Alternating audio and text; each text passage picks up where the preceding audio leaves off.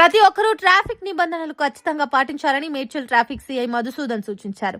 జాతీయ రోడ్డు భద్రత మాసోత్సవాల సందర్భంగా మేడ్చల్ ట్రాఫిక్ పోలీస్ స్టేషన్ లో ఆయన మీడియా సమావేశం నిర్వహించారు. ఈ సందర్భంగా సీఐ మాట్లాడుతూ వాహనదారులు తమ వాహనాలను నియంత్రిత వేగంతో నడపాలని, పాదచారులు రోడ్డు దాటే వరకు వేచి ఉండాలని సూచించారు. ముఖ్యంగా ద్విచక్ర వాహనదారులు తప్పనిసరిగా హెల్మెట్ ధరించాలని, వాహనం నడిపే వ్యక్తితో పాటు వెనుక కూర్చున్న వ్యక్తి కూడా విధిగా హెల్మెట్ ధరించాలని అన్నారు. కారులో ప్రయాణించే వారు సీట్ బెల్ట్ ధరించాల్సిందేనని స్పష్టం చేశారు. మద్యం సేవించి వాహనాలు నడపడం, సెల్ ఫోన్లు మాట్లాడడం, డ్రైవింగ్ చేయడం ప్రాణాంతకమని హెచ్చరించారు. ద్విచక్ర వాహనంపై ముగ్గురు ప్రయాణించడం ప్రమాదకరమని తెలిపారు. ట్రాఫిక్ నిబంధనలు పాటించడం ప్రతి పౌరుని సామాజిక బాధ్యత అని పేర్కొన్న సీఐ మధుసూదన్ ప్రమాదాల నివారణకు ప్రతి ఒక్కరూ సహకరించాలని పిలుపునిచ్చారు. ఈ కార్యక్రమంలో ట్రాఫిక్ ఎస్ఐ పరశురాములు కూడా పాల్గొన్నారు. గుడ్ మార్నింగ్ అందరికీ.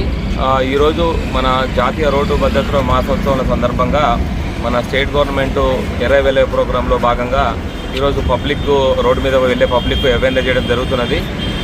ఈ రోడ్డు మీద జరిగే ప్రమాదాల గురించి వివరించి వాళ్ళు ట్రాఫిక్ రూల్స్ అండ్ రెగ్యులేషన్స్ పాటించాలని, పాదచారులు మోస్ట్ ఇంపార్టెంట్. రోడ్డు మీద వెళ్ళేటప్పుడు పాదచారులు వచ్చేసి రోడ్డు క్రాస్ చేసేటప్పుడు ఎక్కడ పడితే అక్కడ క్రాస్ చేయకుండా ఉన్న అవకాశం యూటర్న్ దగ్గర కానీ, సిగ్నల్స్ దగ్గర కానీ లేదు, అన్ని చోట్ల ఉండవు. కాబట్టి ఇక్కడ క్రాస్ చేసేటప్పుడు ఒక 4-5 మెంబర్స్ గ్రూప్ ఆఫ్ పీపుల్గా గ్యాదర్ అయ్యి రోడ్డు క్రాస్ చేయాలి. ద్విచక్ర వాహనదారులు హెల్మెట్ ధరించి ప్రయాణించాలి. ఆ కన్సర్న్ డాక్యుమెంట్స్ కూడా అందరూ పెట్టుకోవాలి. 4 వీలర్ డ్రైవ్ చేసే వాళ్ళు సీట్ బెల్ట్ పెట్టుకోవాలి.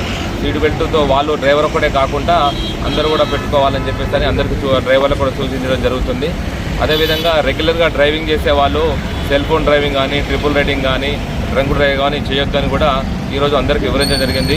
ఈ విధంగా నేను తెలియజేయడం ఏమిటంటే మన ఎర్రవేలే ప్రోగ్రాంలో భాగంగా ఇది అందరికీ పబ్లిక్ కూడా చాలామందికి చేరేటట్టు మీడియా మిత్రులను కూడా నేను కోరుతున్నాను.